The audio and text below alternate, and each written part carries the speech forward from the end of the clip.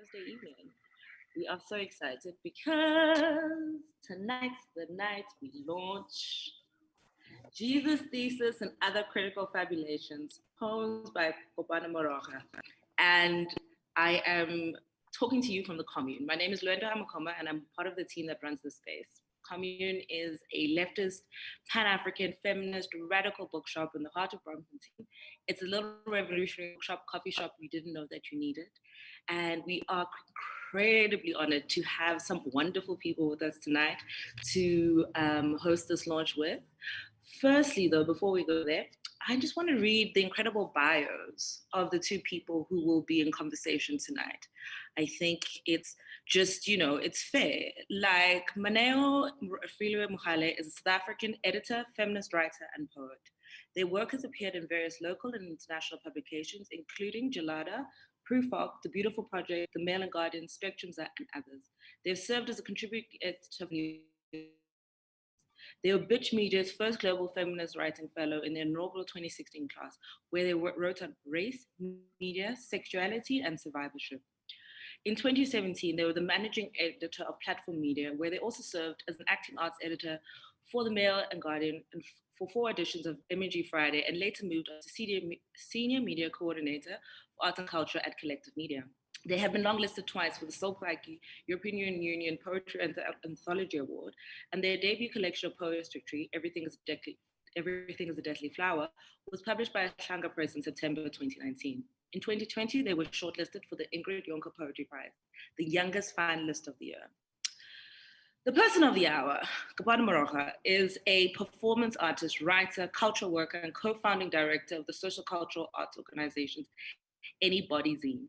They are currently living in Brussels, Belgium, and are working as a curator and guest-dramaturge at the Kunstencentrum Vooruit in Ghent, Belgium.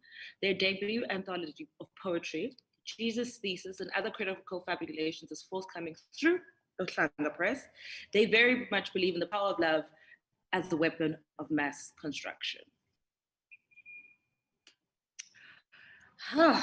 So, after those glorious mouthfuls and wonderful words, I get to introduce Keval Harry, who is the director of Gala.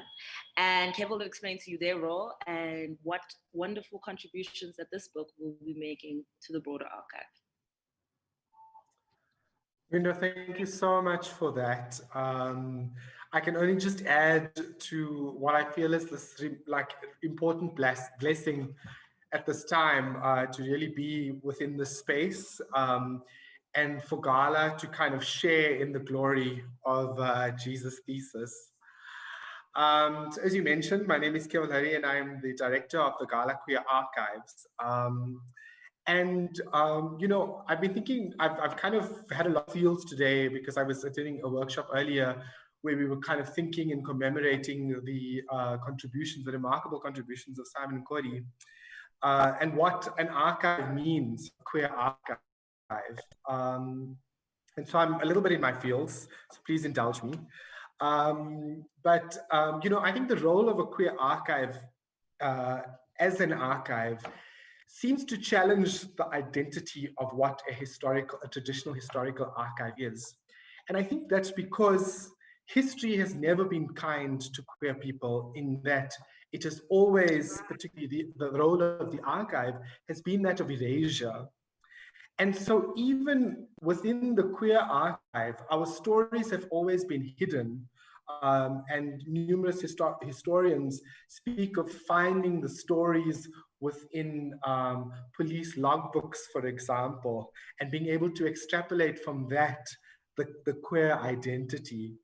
And so I think the idea behind a queer archive is really so revolutionary in that it is a space for us as queer people, not only to ensure our visibility, but it's also a space for us to ensure that our community has a space for acceptance and love.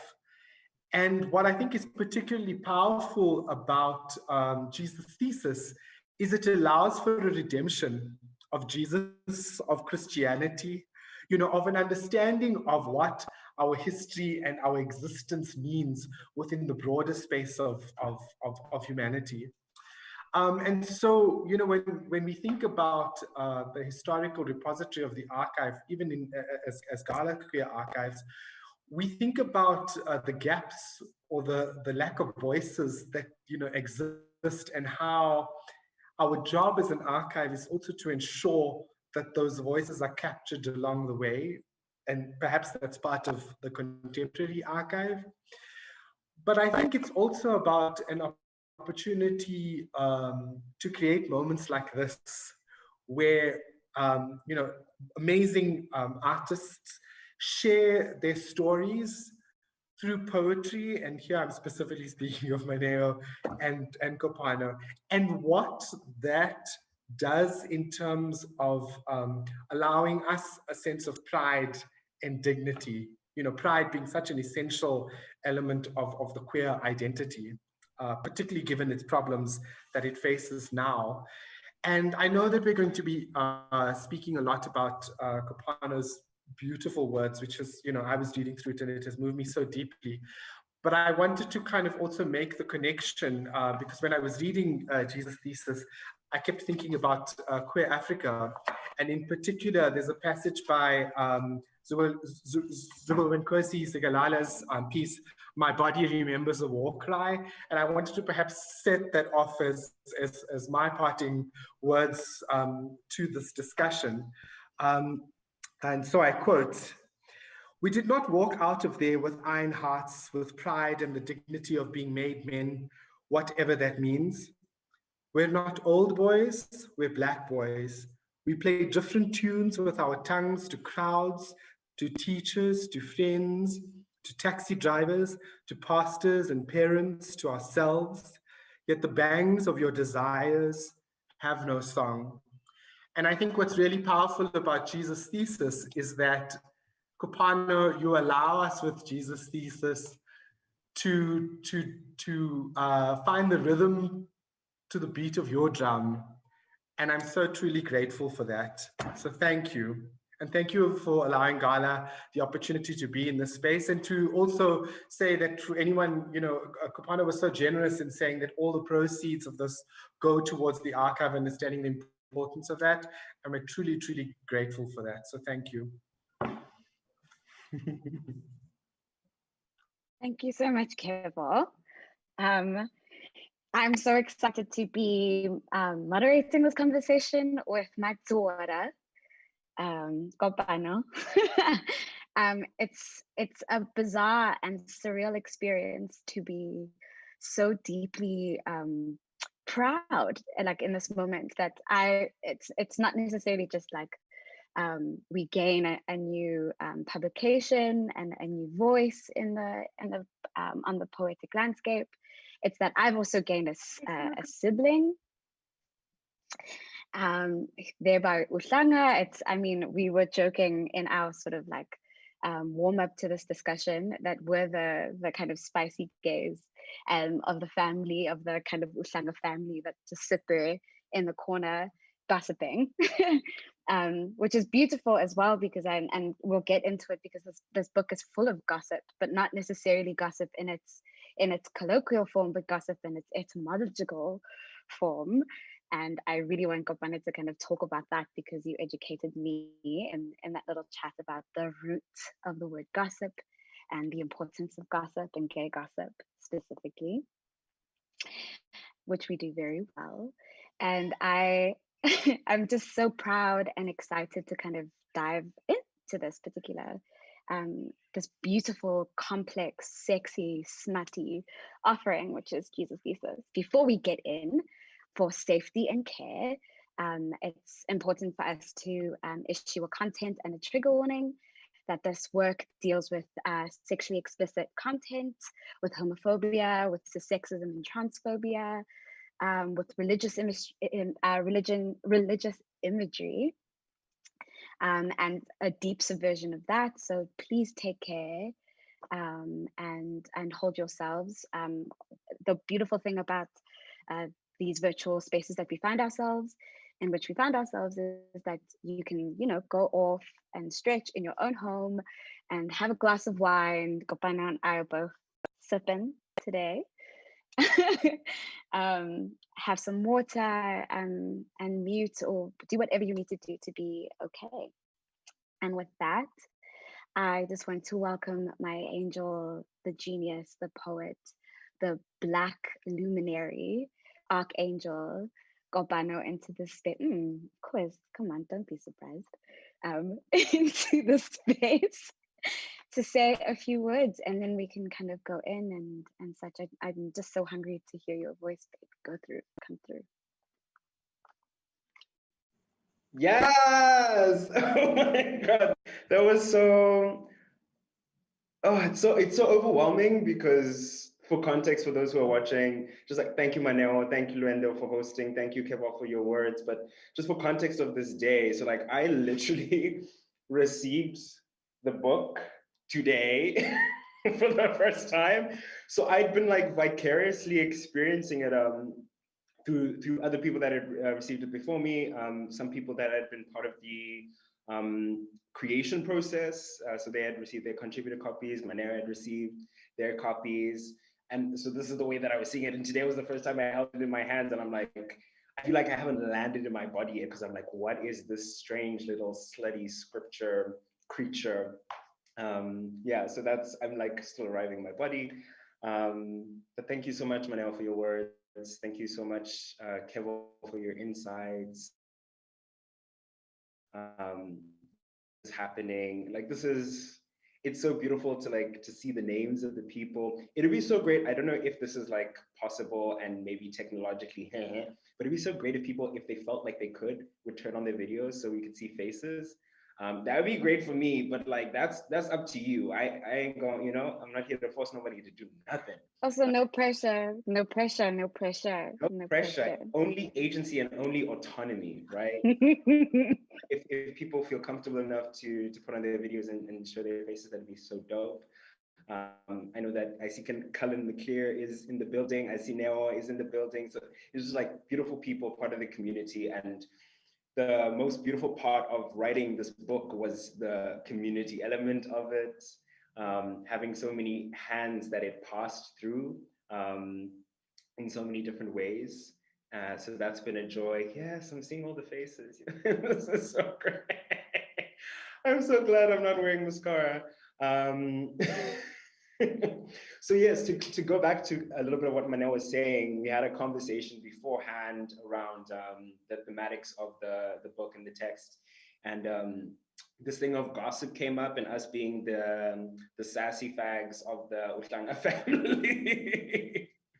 Who are just, sitting at the family cookout, gossiping in the corner. And as part of the kind of process of Jesus' thesis, I was working a lot with etymology, and somehow in the midst of that, I came across the etymology of gossip, or the kind of what is thought to be the etymological roots of the word gossip. So it's derived from the Old English godsib, which translates to godfather or god sibling or godmother. And the root of that word is obviously in God and sib, God being God, sib being a sibling or some kind of a relative. So the root of gossip is in being nearby God in a certain sense. So it's related to this idea of being very close to someone through God. And I think the reasons for that is it's this idea that it's you hear gossip, or you hear kind of like news through the grapevine, through people that are close to you in a certain sense. But the way that like this idea of gossip has been denigrated as some kind of like lower form of communicating or engaging. Whereas for queer people, gossip is kind of like part of our survival mechanics, like being able to communicate with each other and to know who in the community is safe or not, or who is stealth and who isn't, and to be able to protect each other in those ways. So I think the denigration of gossip is rooted in a particular kind of like mundane patriarchy that I don't find interesting, because gossip is where it's at.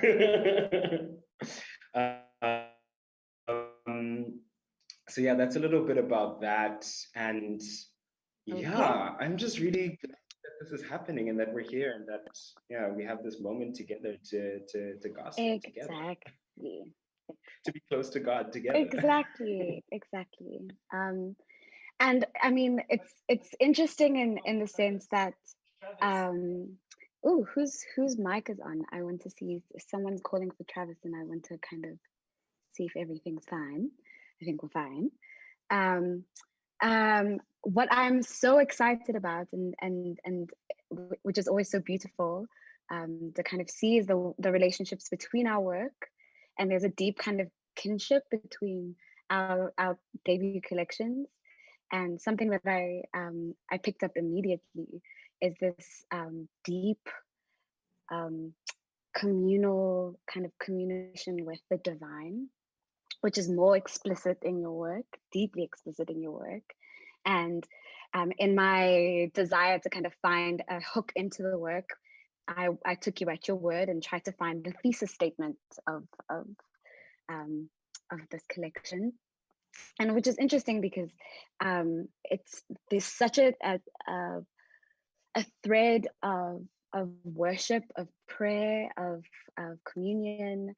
We spoke about the liturgical with the work as well, but it's so difficult to kind of jump in without really hearing some of the work. So I'm going to ask if you start off with Jesus Thesis, and then we can really get into the meat of what you're doing in this book. For sure. I'm thinking, yes, no, I'll do that later. Okay.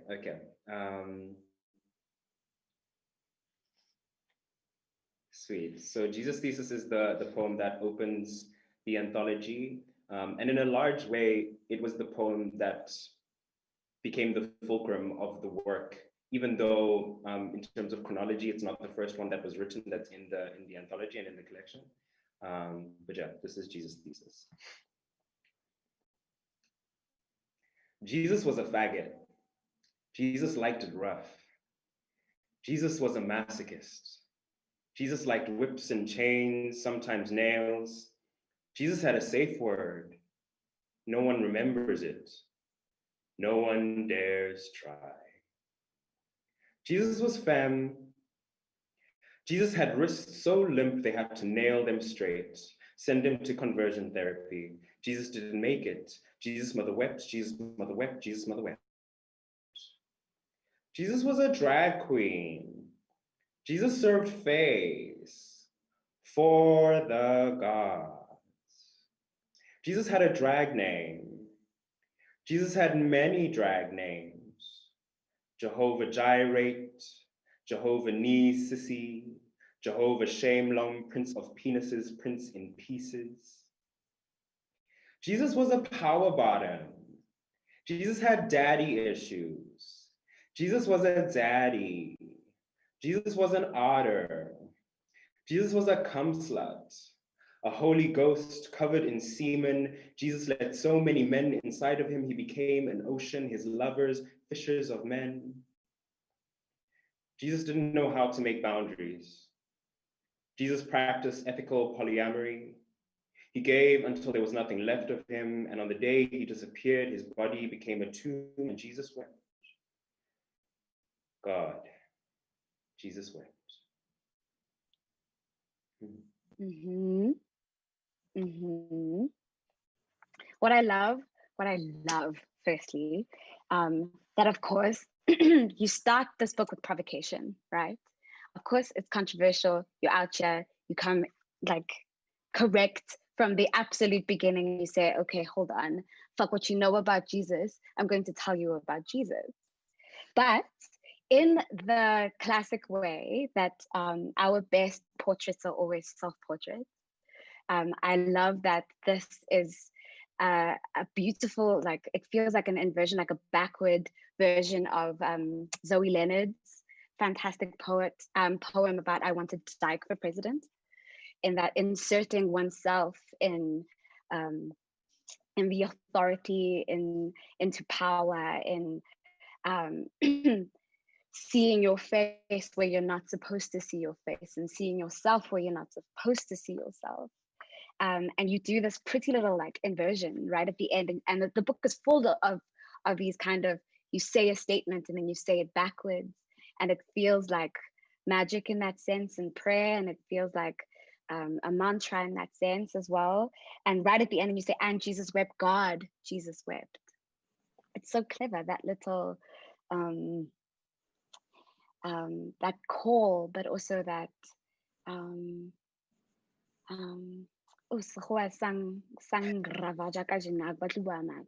but that you do this really beautiful appeal, I guess, appeal to God at the same time, but you're also speaking about oneself and oneself, one many selves. I want you to talk about the dedication of this book, that you dedicate this book to Judas. And in our conversation, we said, and quoting that really cute film Sankaset, that every work of art that you've ever read, that you've ever listened to, that you've ever enjoyed, that you've ever participated and experienced was really made for one person at the end of the day. And in that great pattern, and you include yourself in that procession, that you add yourself in that long line of people that make art for really one person, and you've dedicated to Judas. Something about that? Well, something on that. Yeah. Where to begin?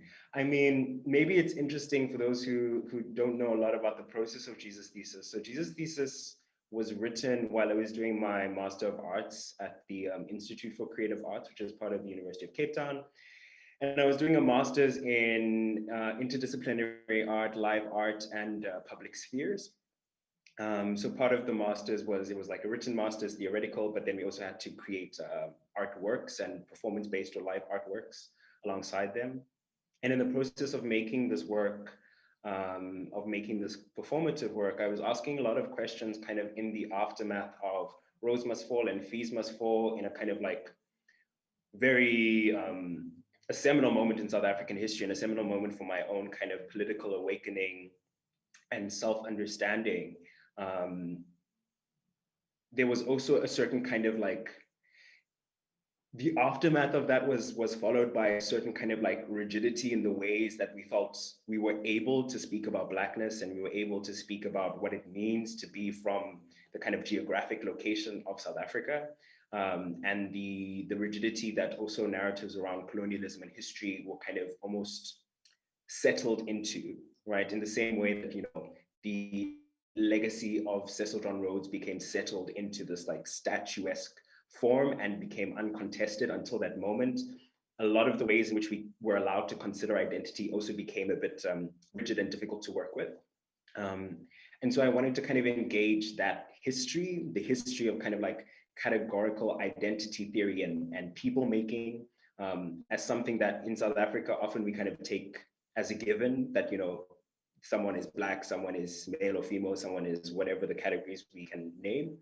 And there's a certain rigidity that doesn't, it takes that thing for granted as if it can only be one thing in one space and time. And that system, I feel like it is definitely a inheritance and a legacy from the colonial epoch, which was then further entrenched through apartheid. And categorical like identity theory in practice is only in existence for, you know, barely a century as a mechanism of kind of control, especially in that particular region in South Africa, in the way that we know it at the very least. So I was trying to trouble this this idea, and this is why it became really interesting for me to work with very kind of archetypal identities, and a figure like Jesus, who is also is kind of a mythological and theological as well as historical figure. Became an interesting figure to work with because the identity of Jesus has been so contested for so long. And especially in recent years, where people have been really kind of reclaiming who Jesus was and who Jesus could be and what Jesus could mean to different people. And within that, one of the kind of like difficult figures within the biblical narrative is Judas, who is the archetype of betrayal and the most kind of unforgivable betrayal, you know, betrayal through a kiss, and betrayal of the divine. And that figure became interesting for me to work with as this kind of metaphor for like the fallen or for people who are castigated or framed as betrayers of the divine, which is kind of the legacy of queerness vis-a-vis the church. And so trying to work with that idea or that archetype became quite interesting for me. But also because like in a really big way, Jesus' Thesis was a way in which I was trying to find a way to forgive myself for all the things that I had done to myself, trying to survive the life that I was living in the place that I was living at, right? Being a Black person, being a queer person, being a person who, is gender non-conforming, is non-binary, and all the contestedness that comes with it, and all the ways in which we're positioned as people with those identities, as betrayers of our race, betrayers of our sex, betrayers of our homes, our families, our cultures, etc. There's so many narratives that are hurled against us about how many people we've betrayed or how many people we are betraying. So these were ideas and things that I was trying to grapple with in a certain sense.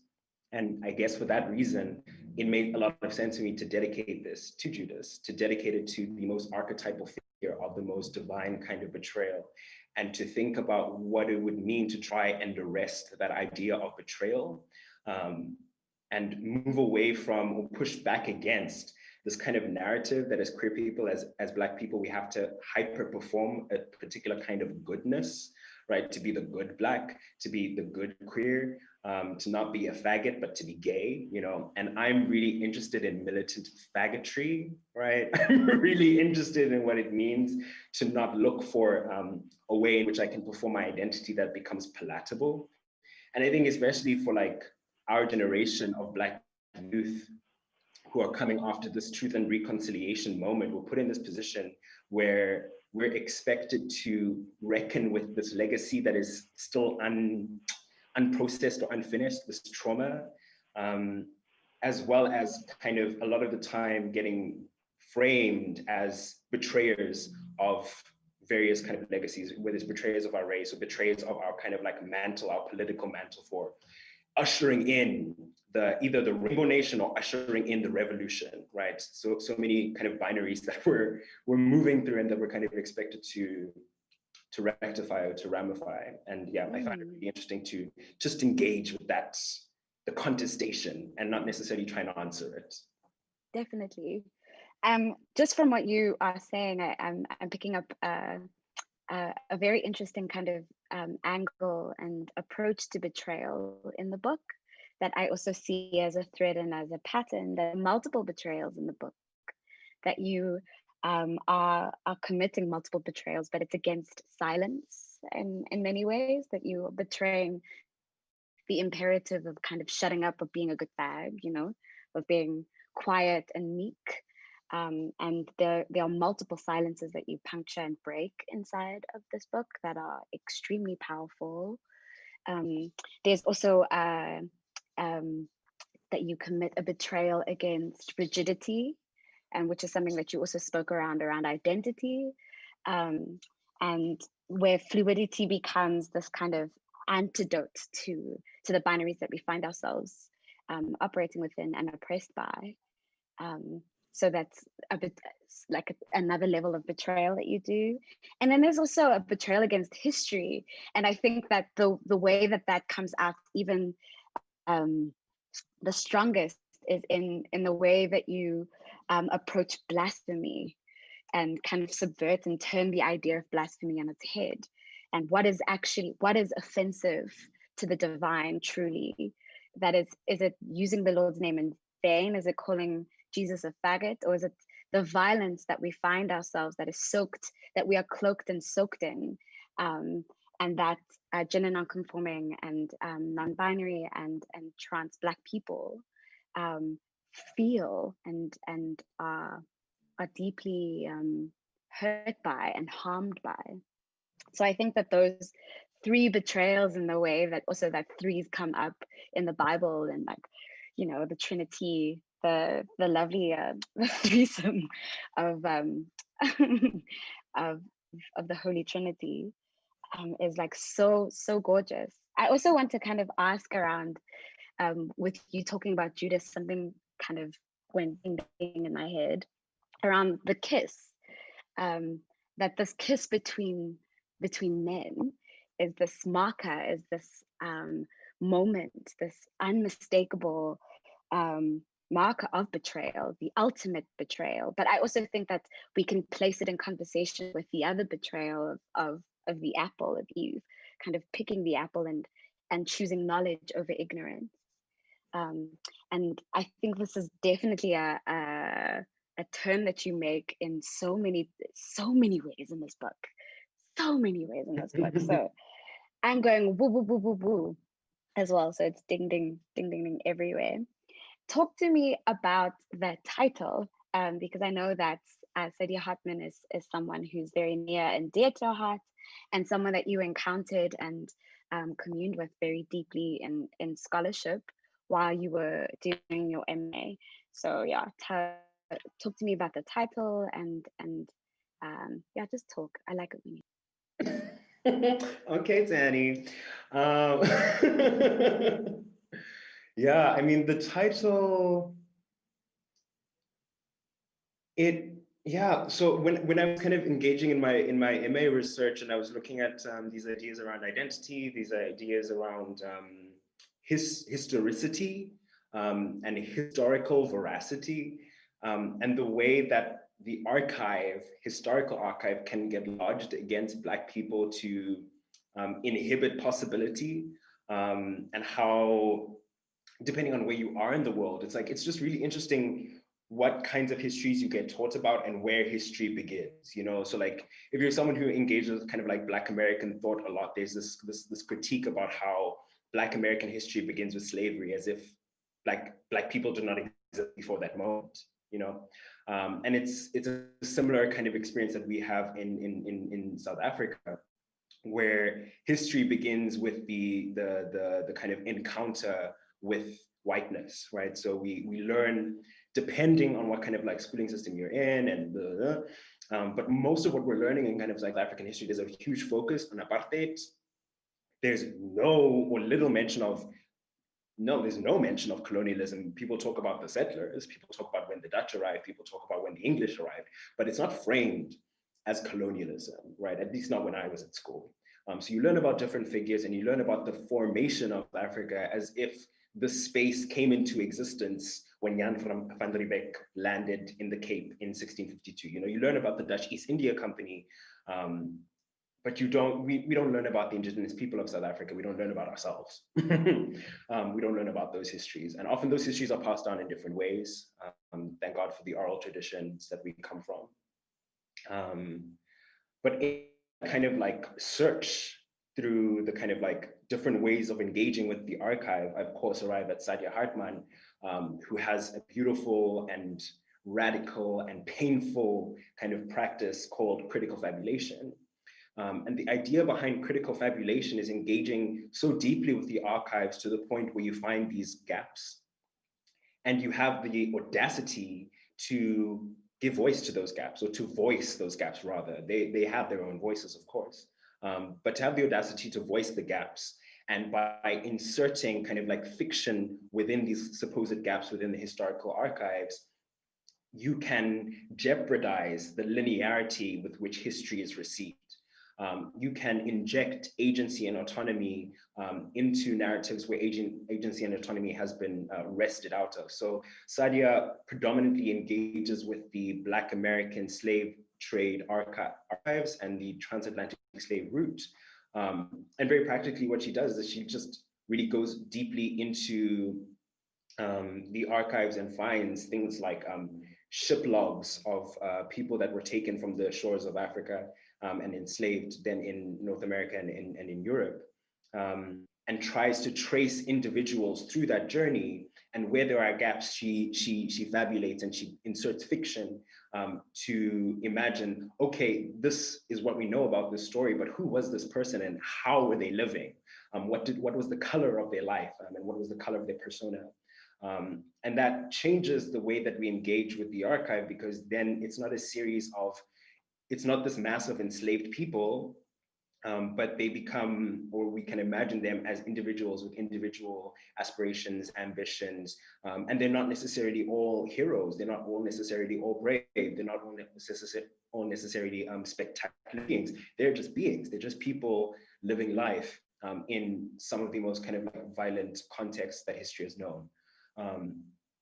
And that becomes a really interesting way to do and think around historicity. And then when engaging with the historical kind of archive, or the theological and mythological archive of the Jesus narrative, trying to put these two things together became really interesting for me. Thinking about the story of Jesus as a part of Black history became a really interesting thing to do, and thinking about what would it mean to then critically fabulate around that narrative, and imagine, and not even imagine, because I think what's important about Sadia's practice and about what I'm trying to do is that it's not that I'm trying to imagine if, I'm just saying that it was. You know what I mean? It's not about trying to insert oneself into a narrative. It's imagining I'm already there. You know what I mean? That's I'm already in the archive, right? Exactly. And to create an alternative narrative to appear, right? I just need to peel away the layer through the process of fabulation to be like, what could be behind that curtain, right? Exactly. I also think that the way that I read your take and your kind of the way that you fabulate throughout the book, that it's not about rehabilitating a narrative of Jesus or kind of reclaiming even, or even being, or even engaging in something that's quite explicitly revisionist. Like, it's not even like that. You're not trying to do that. I think what you're doing is the work of imagination. And I always place Sadia's work in conversation with James C. Scott's work around hidden transcripts, that it's not necessarily about insertion, but it's about like an archaeologist, like dusting off bones very gently and finding what's already there and treating it with care, and treating what it is that you find there as treasures, even though the process that you use to get there is not necessarily through the traditional avenues and roads of the archive or the ivory tower or academia. So I love that. I love that. I definitely want you to read again, because I want to place everything that we've been talking about and the thesis of the book with what I consider the thesis of the book in this poem a little bit later in the collection called "And It Shall Be Opened Unto You." And because you do, baby, you do something here that's some things here actually that are so sophisticated and subtle and brave and gorgeous, and I want everyone to listen, and then I want us to geek about it, because where I ends, girl, where I ends, I ding. Let's go. Thank you, baby. I mean, we spoke about this poem obviously beforehand, but what's really interesting about it, and you revealed this to me actually, because this was, I think, the last poem that was written for the anthology earlier this year. And it was so interesting because, I mean, the process of writing this book, I started explicitly writing it in 2018, I think, when I first submitted the manuscript to uHlanga. But then all of these poems started coming back from like previous iterations of things. And that was so interesting to see, because like I spoke to you about this because I'd created this chapbook called Falling in Love with White Boys and Other Disappearing Acts. And I mean, that was a trip. And I think that speaks to a lot of the thematics that come out through the book, like engaging with whiteness as this process of invisibilizing, and the kind of intimate violences that can take place in that realm of like engaging in intimate relationships with white people as a Black person. And the violences are like a two-way street. You know, the erasure also happens sometimes by virtue of erasing oneself. So it's also like not to try and sanitize that exchange or to make it to simplify the nature of violence. But that's kind of where the text kind of starts, and then it turned into a chapbook called How to Disappear. And then that chapbook actually became the title of my thesis for my master's, How to Disappear. And then I was looking at all these different kind of like modalities of disappearance within the archive through identity theory, et cetera, et cetera.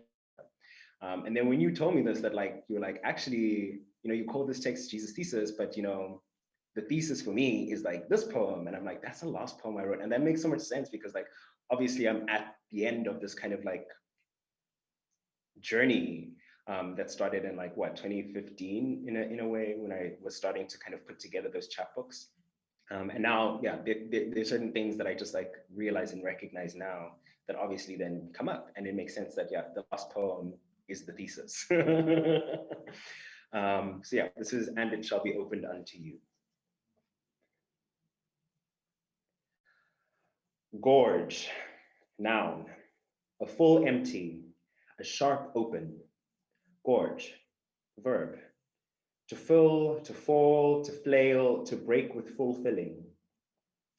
I can't write like I used to. Not with everything lying under this heat of alcoholic hum, nothing vibrating, but everything hum, hum, hum, like the refrigerator in the night or the washing machine spilling over its own load. Sorry, liver, sorry, kidney, sorry, ascending and descending colon, sorry, thrice holy body, thrice forgotten, thrice milk spilt, thrice split lip, thrice opening and opening and opening. I've always loved the word gorge. The shape your mouth has to make to say it, the emptiness it leaves in its wake, as though making space for itself to fill itself with its own absence.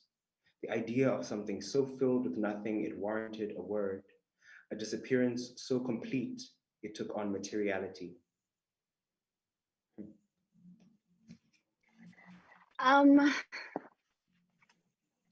Who do you think you are? Like, who do you think you are? Who do you think you are? Yay, exactly. What? Okay, so I'm gonna go right into it. That aloud. Good. Yeah. Doesn't it feel differently, and doesn't it take on a different life? Doesn't it take on a different life in your mouth? Completely. And I mean, definitely. yeah, it definitely does. Okay, so I want to talk about a few things that come up in this poem, and then get to kind of the punchline and the orgasmic end right at the end there, where you just say something and you're like, oh. So you begin with taking apart this word gorge, and then you take us through kind of the materiality of the word, the physicality of the word, how it lives on the face in the mouth, the shape your mouth has to make while saying the word gorge. But that's so connected in such a deep, like, Catholic way, where it immediately conjures up images of gluttony and feasting and consumption in this sense, which is all already like sinful, which is sexy in that sense. And then you take us from that moment, a full empty, a sharp open gorge, to fill, to fall, to flail, to break with full filling. So one thing about me is I'm a slut for an alliteration, okay? Completely. How? And I love I love when poets lean into an alliterative rhythm, because it almost feels hypnotic. And to begin a poem in that sense, you just draw us deeper, and already like ears are up, already goosebumps are here, already you're like, okay, all right, let me go. Okay, where are you taking me? And then from that moment, you draw us even deeper, and then take us on this gorgeous sort of tour of the body, but through apology. You say, sorry, liver, sorry, kidney, sorry, ascending and descending colon, sorry, thrice holy body. So in that, girl, you take us, I mean, deep, like Du Bois could never, in this, you know, double speak, triple consciousness, way of already demarcating, and also the thrice of is so rich and so full and so heavy and lush, because it's thrice Trinity, thrice, it's thrice Black queer trans, it's thrice in mind, body, spirit. It's this deeply I think quite philosophical tripartite division of the soul sort of way, and it's sexy, like, but you take us, but it's also it's rooted in such sadness, but such celebration of the soma, of the somatic, of the corporal, of the embodied, and that's hot, that's so oh god. And then you turn, you pivot in this way, because now you've taken us through your body, but in this deeply apologetic but wonderfully caring way, because I think all of us know the feeling of what it means after a bender to just feel so ashamed and sorry and guilty for the kind of shit that you've just put this vessel through. But then you come back, you take us back to the word gorge, you take us back into our mouths, and you say, I've always loved the word gorge, the shape your mouth has to make to say it, the emptiness that leaves in its wake, as though making space for itself, to fill itself with its own absence. Can you feel this rhythm? Like, it's like, you like, shit, girl. Okay, I'm going. The idea of something so filled with nothing, it warranted a word, and it warranted a word, alliterative how. And then we arrive triumphantly, orgasmically, at the end of this fucking poem. You say, a disappearance so complete, it took on materiality. Are you jazzed? Are you jazzed? I'm mad at you. I'm mad. Also because, and this is to kind of even flesh it out even further, why I say, and why I think I'm correct in that sense, that why I say that this is such a thesis statement for this collection, is that I've never encountered a more succinct and more poetic description of what it means to be non-binary and Black.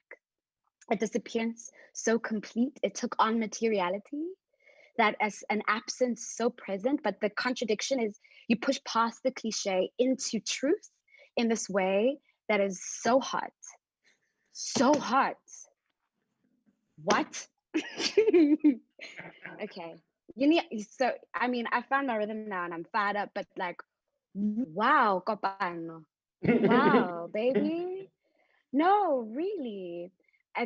And I mean, I love rhythm in poetry, and I love when a writer is so aware of momentum, of this kind of snowball coming down a mountain kind of inevitability, but then you arrive at something that feels like you've splashed cold ice water on my face, and I can see the world in a totally new way, but I've arrived at something I already know.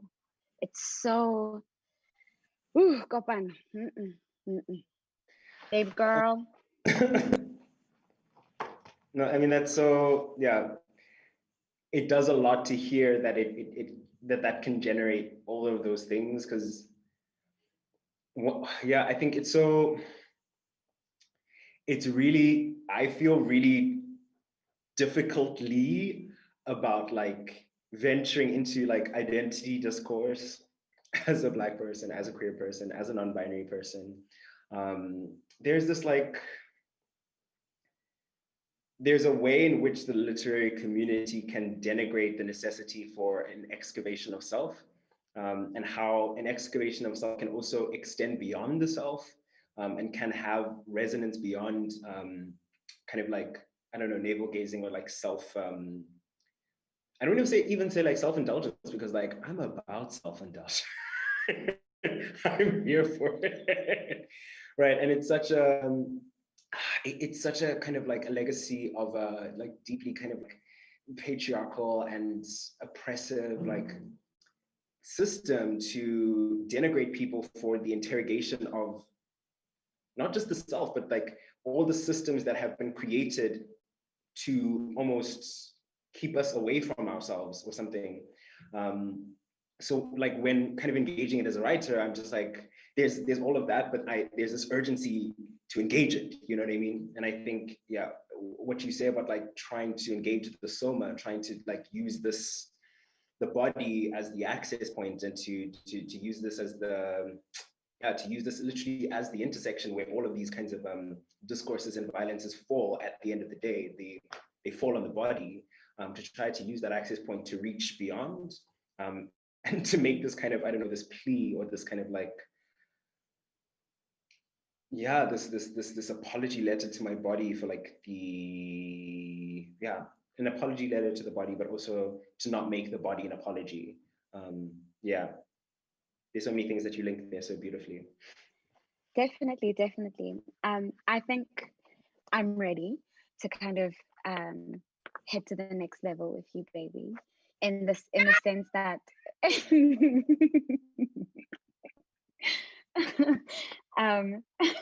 that it's not that there are so many different access points to the soma, to the body that you present us with, but the most delicious that you kind of ask us to kind of think about the body in a way is through desire. And I think that like what I love is how you write desire, and how you write intimacy, and how you write sex, and how you write power in and through and mediated by such. And one and it's so spicy, I guess, that this book was that this book's first title, you know, that it arose out of a particular chapbook in which you were being tongue-in-cheek but also very serious about what it means to desire white people, what it means to kind of love white people in this way, and what it does in a matrix sort of systemic sort of sense, and in an individual sort of sense as well, and the ways that those two that kind of talk to each other. But I really want to kind of get into it, like deeply into it. And one way, and my favorite way, one of my favorite poems that you do this so well is Touch Hungry and Leaking. And I think it resonates even more now because we're so deeply displaced from each other and community, and so distant from each other in this kind of COVID moment. And COVID has also robbed us but also asked us to think about intimacy in more creative ways, of course, because as queer people, we're no strangers to the proximity between pandemics and desire, and disease and desire, that kind of interplay. We've been doing that for centuries. But I want to ask, and I also want to kind of explore this idea of touch hunger that you name in such a not even an oblique way. You just go with that. You like look at it in the eyes, and you're like, this is what's up. But then with the title like that, Touch Hungry and Leaking, that you have a kind of set up already of fluids, of multiple fluids, of intimacy, of touch, of longing, of very deep longing. And I wonder if I have your permission to read this poem myself, and then kind of, would you like that? Oh, and then we can not like strong enough of a word. I want. Okay, I'm here to give you what you want. So I love this poem. My God. For those following along, and how lovely in this moment of like, for those following along, because doesn't that remind you of church? Like, for those that have your Bibles, Bula Bibili, Ritobala, Johanna, Vestri chapter. So it takes me back to that, you know, Buladi Bibili Bana, that moment of that moment. So in that spirit, those of you that have your Bibles, we are opening to page 35, and we're reading the scripture, touch, hungry, and leaking. Do I love this poem? I'll talk about why, because I honestly feel like you wrote about me here, but it's fine. So cool. I have so many secrets, a collection for each season. When spring comes around, I turn sour in my own sweet, a mess of sweat and spit and please, please, please. Summer is for hunger. I eat until I throw up, lick the floor clean until the leaves start turning amber and I can lie still under blankets of bloody handprints. In winter, I dream of the shadows becoming so long, I can cross them into the underworld. I count my blessings and chalk up another death. It's oh so quiet. I can ask the questions that I don't dare to ask under the sun's light. 1, how do I feel after this? 2, how do I crawl back into the cave of my body? And 3, light a fire for the heat and not the burn. To say it plainly, I am bursting with my own want, reeking, wanting a dick inside of me for a hunger with no access. A mouth by any other name would be just as sweet. A mouth by any other name would be just sweet. There's a less complicated way to say this. I think it starts with fuck and ends with me. I want you to end in me. Sunset, dusk to dawn, seed to harvest. If we pull the grain from the ground at just the right time, if the grain can be ground into meal, meal into flour, we might have enough bread to see us through this interminable famine. It might be something like life after love, an unconsecrated sacrament. So yes, Holy Spirit, Mother of Mary, soft goddess of the erection, warrior of the wet tongue, apostle of gaping assholes, I am asking for it on my knees, tongue outstretched. I am begging to be fed on bread and bread alone.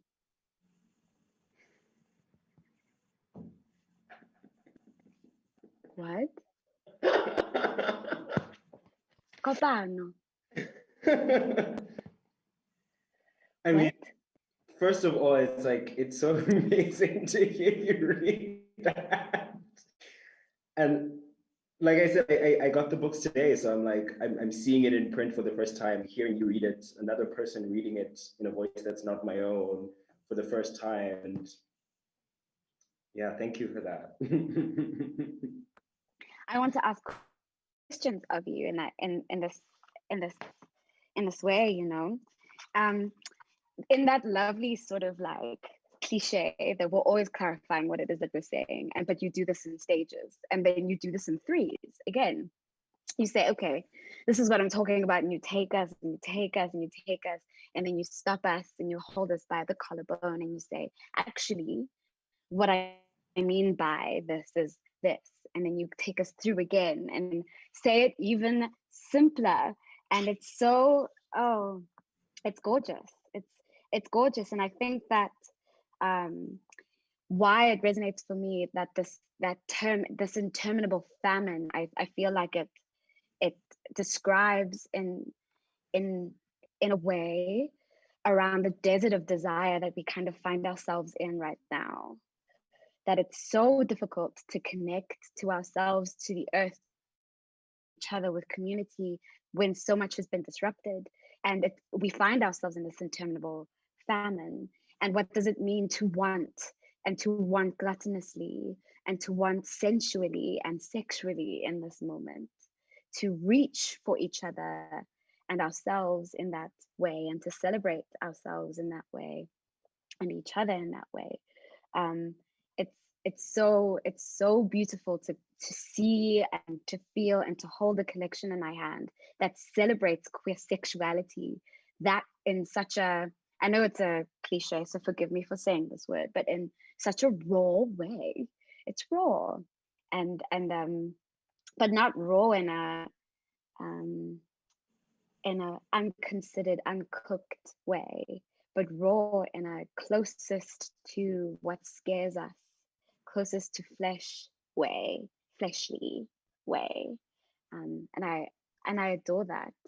I'm going to ask you to read now because it's, you know, and I'm going to ask you to choose. I'm going to give you a choice in that section there of desire and persona, that you can read Sodom and Gomorrah, you can read Flower Boy Fuck Me Gently, and you can read Nectar. You can choose, you can surprise us, and then ask us, of course, for those of us that are following along, tell us which one that you're reading so that we can follow you and your voice this time. You're just the greatest. Thank you for all of that. And like, yeah, I think you've touched on so many beautiful things in Touch Hungry and Leaking. It's not worth neglecting that. I think that was the poem that was the hardest, like just like working on it. I remember Cullen is here. Cullen McClure is in the audience tonight. He's in the congregation. And we've been kind of like sending poems to each other and working on them together during the first lockdown, which was a really beautiful time. So thank you, Cullen, for holding the work with me in that way. And yeah, it was a lot of work. And I remember when I sent it to Nick, who was editing it and is also the publisher of uHlanga, and he was like, "Yeah, my babes, like there's something here, but I don't know." So yeah, just like being able to work with it on it with Cullen and getting it to the point where it was at, because yeah, it was trying to do a lot of complex things. And it feels beautiful to hear how it resonates with you. So yeah, and the touch hungriness of this moment, like it's painful in many ways. So yeah. I never give a Pisces a choice. Okay. I'm gonna go with Flower Boy Fuck Me Gently, just because it has fuck in the title.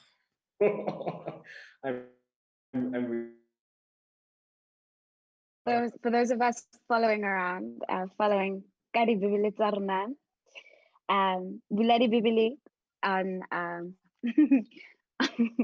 on page 48, Bulang di Bibili on page 48. Santayoin, Gushemi. Oh, Dominique.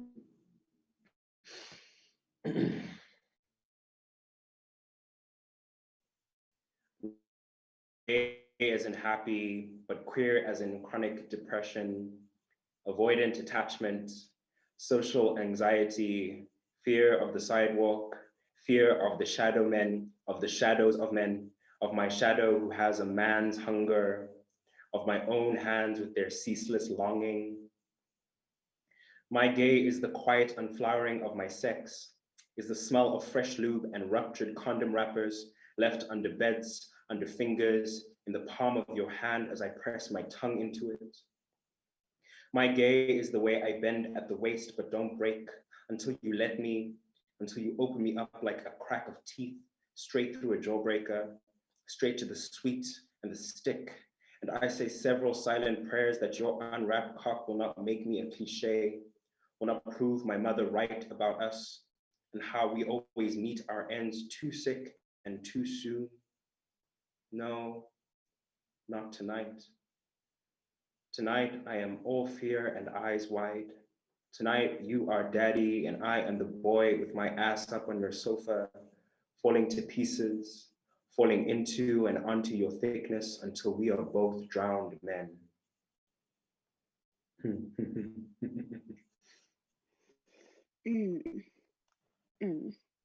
So I love this poem, obviously, and like it.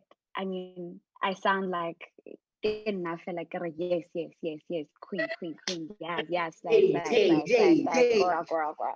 No, but really, in Ayana, I love because it begins with negation. Like the first word is no, and that there's such a power in that, and a portal in that, by beginning by saying no, but we know that after that there is an invitation after that no, that the no is a negation and a gate, perhaps, keeping and warding off the undesired, I guess, what we don't want in this space. As you create something, as you map out through memory and flesh and ink and blood in this moment, and the sexy moment, fucking a flower boy. I love I love that it's no, and then immediately after that you say not. And it's not gay as in happy, but queer as in chronic depression. But then you like move into such a femme space, and it reminds me of that moment in Yangi's work of in a dual body, there's no room for both of you, that you write against dualism. And this is also something we chatted about in our kind of briefing, in our gossip session before this, that in so many ways you're going like, fuck you to Cartesian dualism and binarism in this way, but you refuse to reject all the people you've been and all the people you are.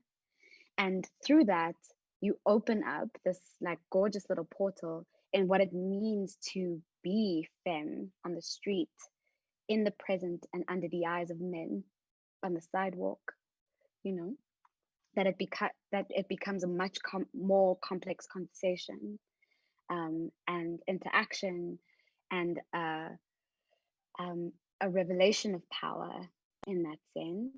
Like it's really beautiful. But my favorite is just this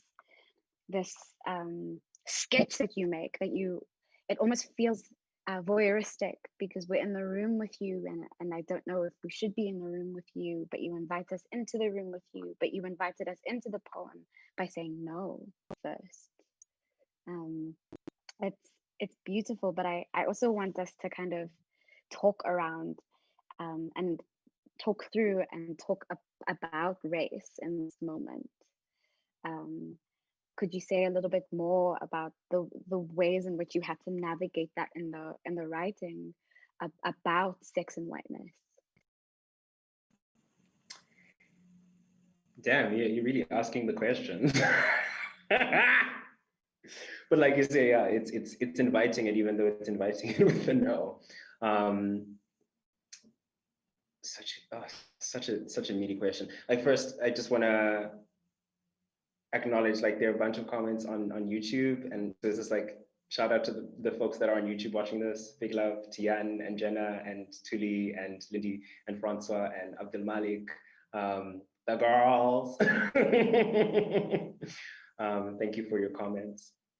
But yeah, I think negation as a tool of refusing simplification.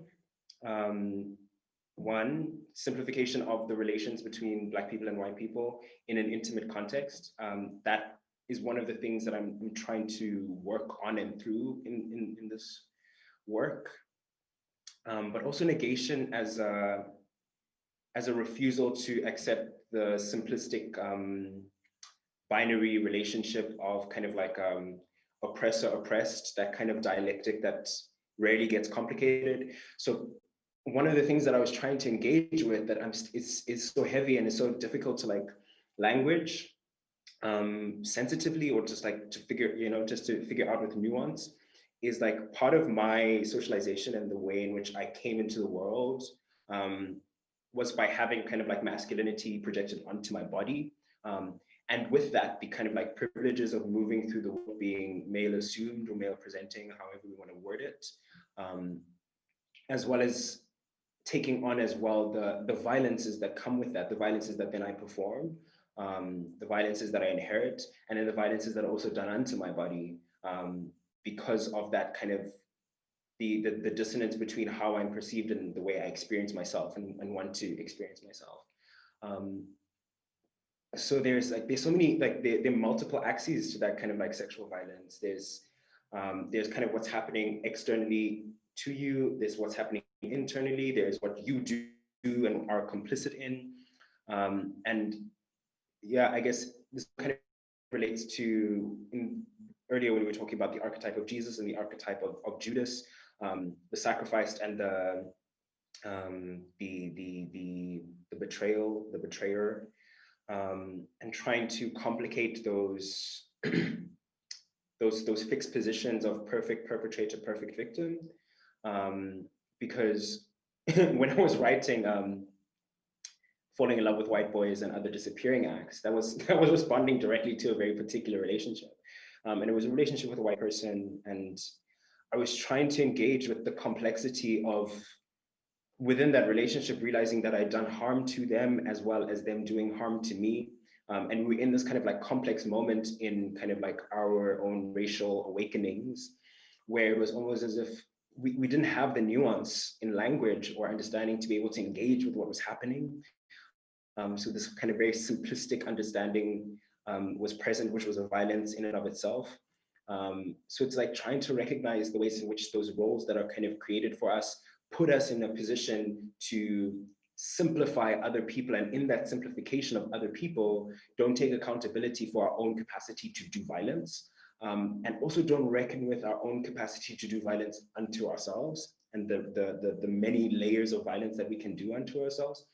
And then also reckoning with, and really reckoning with, what it means to have experienced violence, how to not, not how to not, but like how to move in such a way that we don't necessarily become fixed in time and space by that violence, which can be kind of a symptom or a result of trauma, where you have a kind of a dislocation in time, and your body struggles to leave that moment, while also not avoiding the truth of the reality of what has happened. So the negation, just like to say no to those simplifications, has been really empowering and really heartbreaking. To have to re-recognize all of those kinds of learned scripts, and to re-recognize, to go back to so many moments and to re-understand them, and to almost critically fabulate those moments so that I can understand them with a different, to understand them differently, and to not fix even my own history, my own biography, and to not fix that that narrative in a certain kind of linearity or a certain kind of overly fixedness, to try and allow myself multiple ways of understanding my life. Yeah. Wow. I'm picking up so many threads from what it is that you are speaking about, but I think the one that I'm most interested in is especially right at the end when you were linking it with fabulation, that there are so many different archives of violence, and records of violence, and it's not, what I love is that how you take, especially in this collection, that you take the archive out of the body, because a lot of the time, for better or for worse, queer and trans poetry is deeply concerned with the body, extremely concerned with the body, understandably, but then there's this blind spot, I think, in thinking around other archives of violence and feeling, sensation, etc. And what I love with what you do in this collection is with the images, is including images, and in that kind of signaling that another archive for the body is the internet that we find ourselves in right now. And Tumblr specifically is like a moment that you flag, and I feel that, like, I feel the kind of relationship between the images and the text, it kind of feels like Tumblr-esque, but like when Tumblr was like the shit, when it was still really, really, like really good, when we were like following Trudy and Dopest Ethiopian and all of these, like when it felt like a space of discovery that wasn't subject to this terra nullius, colonial empty space, frontier logic, deeply colonial frontier logic, that it felt participatory, and it felt that there were multiple axes of power and creation, because so many people were creating content and responding to content all over the world, and all you needed was an internet connection, which of course signals that a kind of class into action as well, because the internet and the free internet is also not something as universal as people talk about and think about, you know. But in that, I want to ask, because this poem kind of ties all of those things together: desire, white boys, the internet, violence. Why did you laugh when I said white boys? Stop it.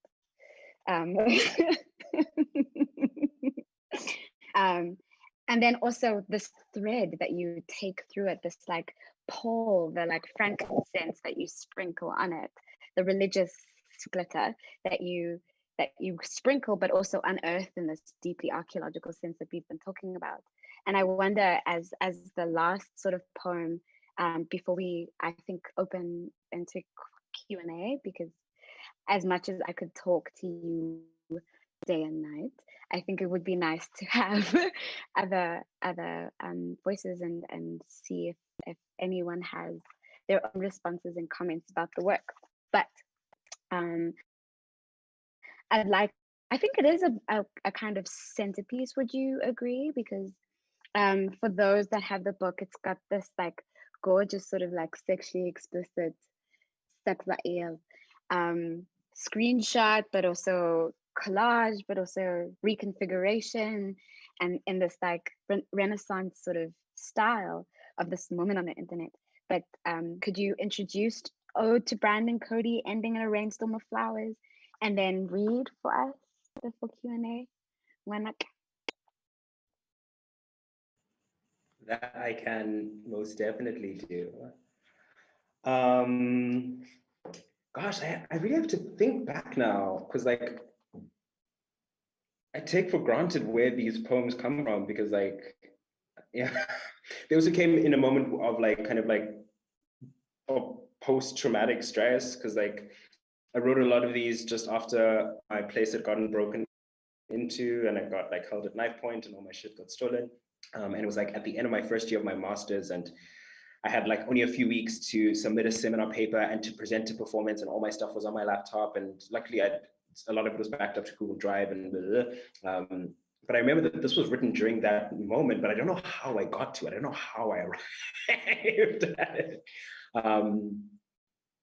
But yeah, I think a big part of it is like that, this image that you see of Brandon, Cody, and Marshall. For the girls in the audience who are familiar with Sean Cody, which is a gay porn studio, they used to be part of the Sean Cody. And I just remembered this very iconic image on Tumblr when like the porn on Tumblr was banging.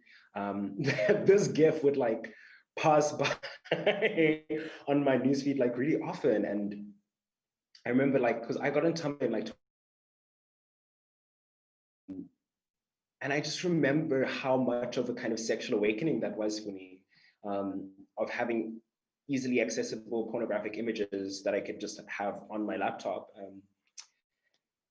And I just remember how archetypal the beauty of Brandon specifically was, and how so many of these like these gay porn stars have this aesthetic, and how I just remember the feeling of being 17, and seeing this and feeling the things that I was feeling. And also I remember like the first time I ever saw gay porn, I think I was like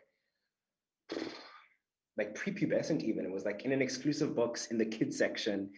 There was this like Falcon Studios photo book that I found, and like it was like I opened this book and they're like all of these beautiful white boys, and I have this like surge in my body, and of course they're all white because sexual racism of the gay porn industry. But yeah, I just remember that experience, and then having that come back so many years later, I think almost like a decade later, with Brandon Cody on Tumblr in my dorm room in my class in KwaZulu-Natal. Yeah, there's some kind of a circularity there, and it's also something that's deeply embedded with shame, because trying to like excavate the sexual racism that I was indoctrinated into and what that's done to my desire is also like, it's a very difficult kind of work to do. It's a difficult conversation to have with oneself, and then to also open it up in this way. So it's like, it's all these kinds of things that I'm trying to deal with and trying to engage with. So this is an ode to Brandon Cody, ending in a rainstorm of flowers. And those reading, because this is my role now. I love this role, hey? I love this. It's a saucy I'm- role on you. And I never realized that it's like I really wanted just a white collar. Iwai Kolonyan. Wouldn't I look so cute in like pre-scarves? Don't you think? I see it for you and I want it for me. Thank you. I want it for the people. Don't worry, baby, I'll give it to you. So for those following, we're beginning on page 56. Thanks, Maneo.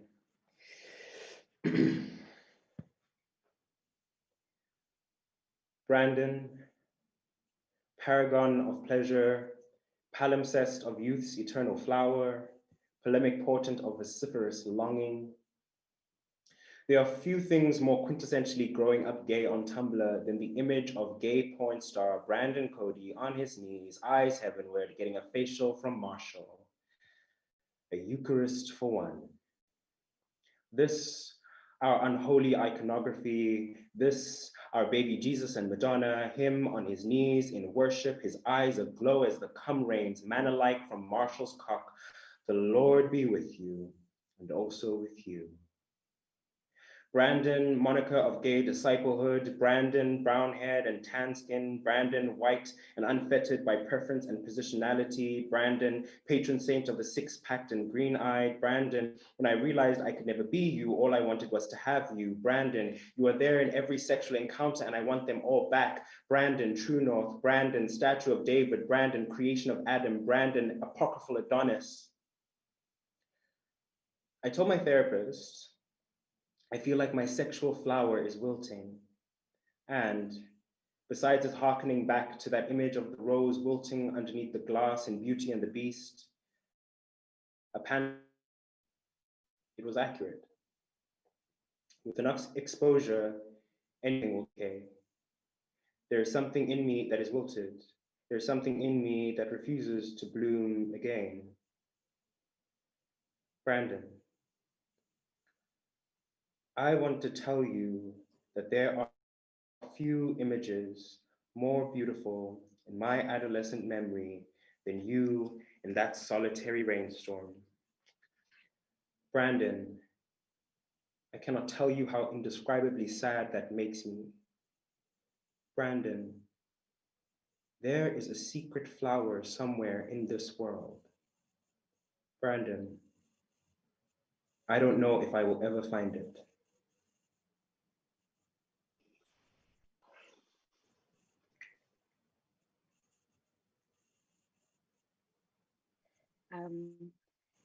Besides the obvious dexterity that you have with language in this work is its prophetic power, and its repetition and its invocation in you addressing Brandon again and again and again and again, and then arriving at a deeper and deeper truth each time you invoke his name. And my two favorites, for all kinds of reasons I will never get into with anybody that does not love me, is this gorgeous moment of Brandon, when I realized I could never be you, all I wanted was to have you. That turn that you make. Amen. And then this right at the end, and I think that it is this poetic power of Brandon. I cannot tell you how indescribably sad that makes me. Brandon, there is a secret flower somewhere in this world. Brandon, I don't know if I will ever find it.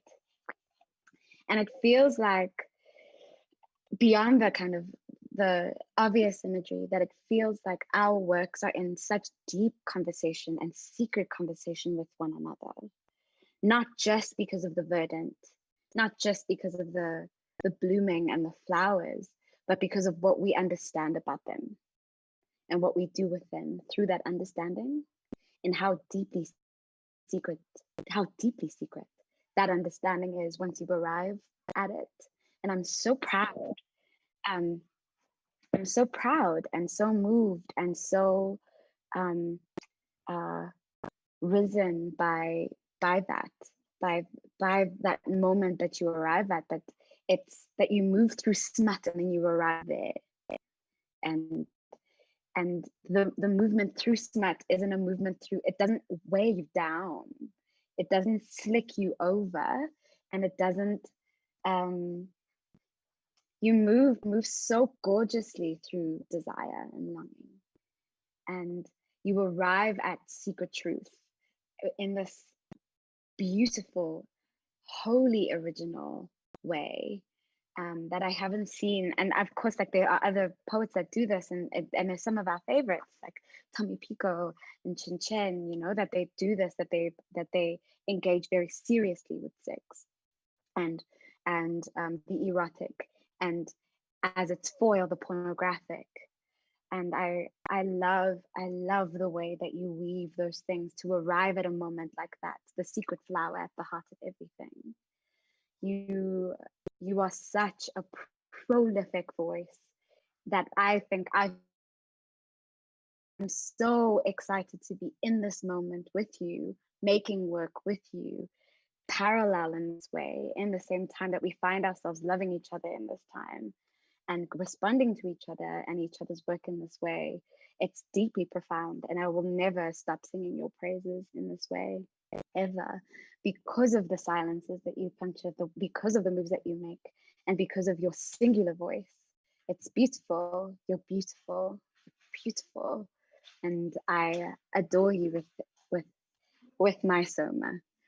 Like, I adore you. With that, and with that gushy confession, nah, I wish there was, like, we were in a closet with a thing in between, and you could tell me, okay, Maneo, you know, 12 Hail Marys, 7 Our Fathers, you know. I wish I wish you could, you know, give me penance for this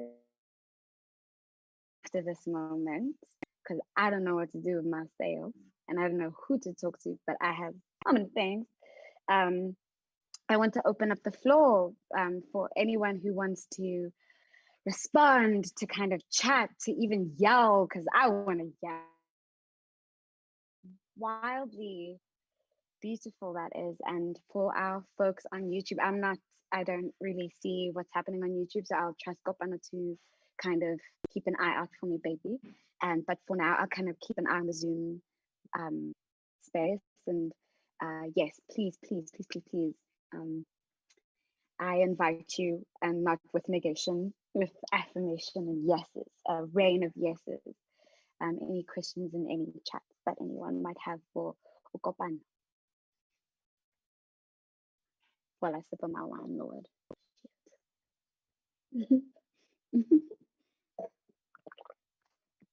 Don't be shy.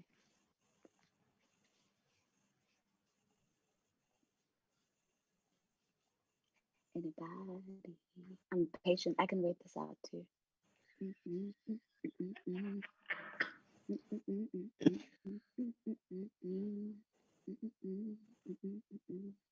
Checking in with you, Kopano. How are you doing, baby? Wow. It's a very different thing to read a particular poem aloud to a room of people.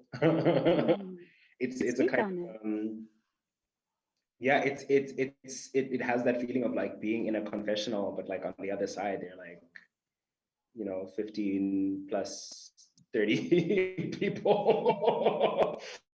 And also just like, I wrote that poem so long ago. And I'm in such a different place, but also in such a similar place in a lot of ways. And there's so many, yeah, kind of going off of that, what we were talking about before, about the touch hungriness of this moment. And what exacerbates that touch hungriness is that kind of like penultimate line of like the pursuit of the secret flower, you know. And something that I've been very confronted with during this time, and maybe others have as well, is kind of like this a confrontation with like wanting to feel things, like wanting to feel deeply in kind of like in dialogue with the erotic, and not like the pornographic and the sexual necessarily, but like to feel the feeling of a body pressed against your sternum, to feel hands, to feel the way that food can only taste when you're in good company, to hear live the laughter of the people that you love, all these kind of like secret flowers that we didn't know that we were in possession of until they were taken away. And being as far away as I am from so many people right now here in Belgium, I'm so lucky because I have so many people here that I love, and that I can be close to. But I'm so keenly aware of the people that I'm far away from, and the ocean that separates us. And that separation, it makes every other separation so keenly visible. Like I feel the separation of my skin from other people, like even the people that I'm in kind of in pod with, like when we touch, I feel, oh, but I touch you and there's this layer that's still in between us. And we talk and there are all these things that as we communicate are separating us, all these things that are either unsaid or ununderstood or misunderstood. And the separation or separatedness or farness, or I don't know what the word is something that I keenly feel in this moment, and that kind of existential loneliness that you can keenly feel. And I think it's so queer to be in a room of people, or to be on a planet, and to feel so far away from everything and everyone. So those are kind of some things that are passing through me. Definitely. Also like keen jealousy because I've run out of wine. I'm about to. It's okay. It's okay. We just got one question, but it's in a Zoom kind of comments about if the book is available in essay. In Joburg, at least, you can pick it up at the commune, at the good folks there at the commune. And Renda has reminded us, come get it. It's 170 Rand. And I, just go get it for yourself, etc. We have a question from Cullen that I'll read. Someone asked me once when critiquing some of my visual work, why queer people are so obsessed with holy imagery.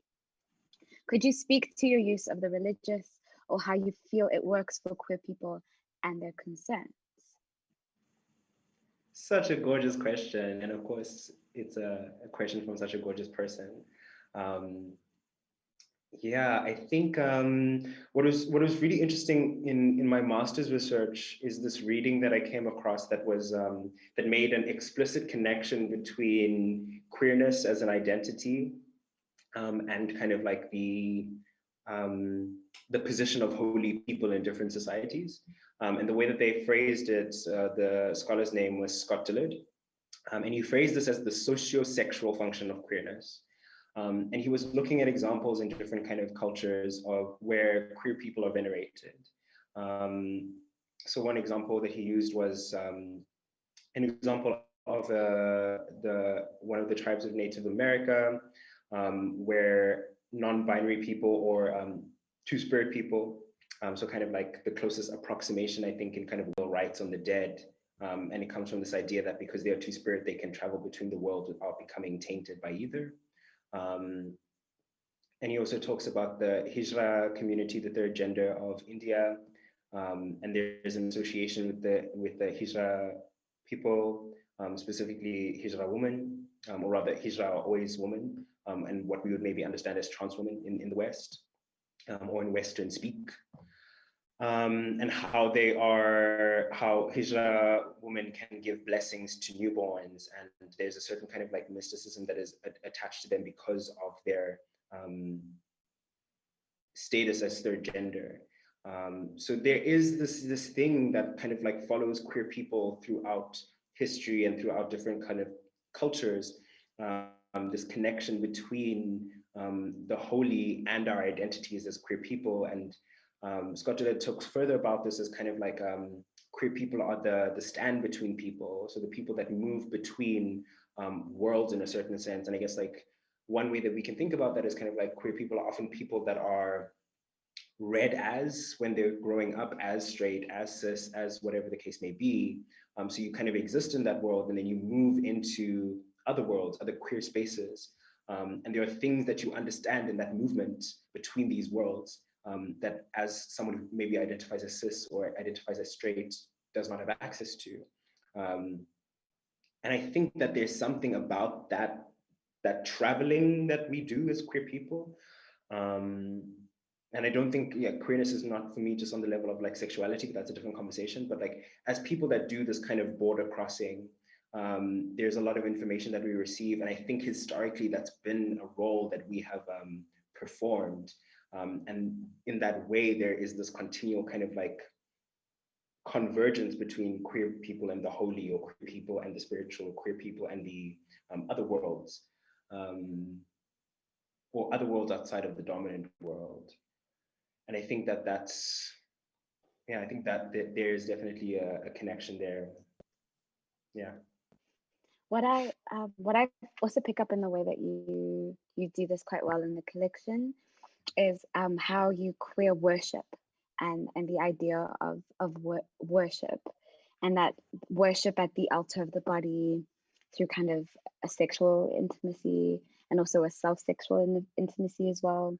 But there's also a worship in the kind of communion that I miss the most right now, which is like the sweaty dance floor, that the rapture of rhythm, of like being on a dance floor, rubbing up against other bodies and like sweating and desiring and like moved by rhythm and following rhythm and out of rhythm and in of rhythm, like that, how the parallels and how deeply we commune with the divine, and that has like, you know, groove as a form of worship, but like for queer specifically. And I miss that very deeply. But I love the way that you kind of move through modes of prayer in the collection, and where certain poems are explicitly prayers and like follow that kind of like structural influence, but then in certain other poems that prayer kind of invades or interrupts or kind of comes in, where you are maybe kind of lyricizing something, but then in the middle of that you have a silent and very secret and sometimes very small little prayer in the middle of that. But I think that that's also a different way, especially in the work, that you do that work of connecting queer people and the divine, and that like deeply like centuries old connection and like cultural spread, that you can find that that echo throughout many cultures. Okay, I'm very aware of the time, and I also am thinking that maybe this is a good space to kind of thank everyone if there's no more questions, but if there is, please speak now or forever hold thy peace. And if there aren't, I think this would be a really beautiful space and time to thank you, Kopano Maroga.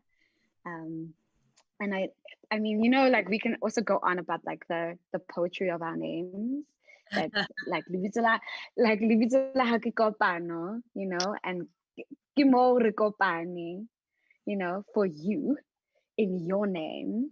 We are here, we're gathered, we are unified in your name. And here I am, you know, as Maneo, that I am someone who the way that I understand my name, at least in this context, is that I'm an usher of gifts, not just a mother of gifts. That it's like I'm here, and I'm here kind of ushering this gift that you've given us into the world, and just kind of sprinkling it with our dust and our love and just blessing it so that it can go off, you know, baptizing it in the blood of love and friendship and fabulousness and deep communion and fabulation and rigorous work. This is a document that I hope that you're very proud of, because I am swimming in oceans of pride just looking at you. And even though I want nothing more than to scoop you up into my arms and ply you with the wine in my fridge, I know that, you know, my arms will wait. You'll find me. They'll be here when we see each other again. And in the meantime, I love you and I thank you, Kopano, for this gift that you've given us all. I can't really say anything else after that. It's kind of hard to follow that, but I just want to thank you both so much for allowing us to witness and engage this beautiful conversation. I think sometimes people, especially in a space like the commune or political space, why would we have so much time dedicated to such a smutty conversation? When the truth of it is, Audre Lorde told us the power of the erotic. And the good sis was here and saying that, the erotic is a liberatory freedom. It's a power that we have, that we need, especially in these times of when we are so touch hungry, so emotionally drained, and we miss one another. We need to declare the kind of intimacies which we accept for ourselves, the kind of relationships that we want to exist in the world, and allow ourselves to critique and reflect on all that life has shown us. So thank you much, Kopano, for adding to this canon, to this literary, adding your voice to this new. I look forward to reading works of writers inspired by you, because I can only imagine what is happening to people's minds as they encounter your work. Just a reminder to everyone, the book is available at the commune. It's 170 Rand. Send us an email or send us an email, a message on Instagram if you'd like for us to hold your copy. But thank you both so very much. Thank you, Gala and Kevo, for your contributions as well. Just a reminder that the proceeds from this first print run go directly to Gala, which is an incredible gift. And thank you all so much for sharing with us this evening. Thank you, Luendo. Thank you, Maneo. Thank you for everyone with us, everyone who's been watching on YouTube, and thank you, Cullen, for your beautiful question. And to Kolana, in Cape Town, I think the book lounge stocks it. So for wherever people are in the world, please call in your local indie bookstore and ask them to get you a copy. Let's support indie bookstores in this time where there's so much economic precarity for so many different people. The book is also available on African Books Collective, so those who are zooming in from other places in the world. But even there, call in your local bookstore and ask them if they can order it from their distributor. There's a distributor in the UK, there's a distributor in South Africa. That book can move. So yes, please. But such a huge thank you to Maneo, such a huge thank you to the commune, such a huge thank you to Wendo, such a huge thank you to Keval and everyone who gave their time this evening. It's like this is the point of the book. This is the point of the work, so that we can gather, we can be in communion with one another. And I have such great adoration and love for all of you. Good night, everyone. Good night.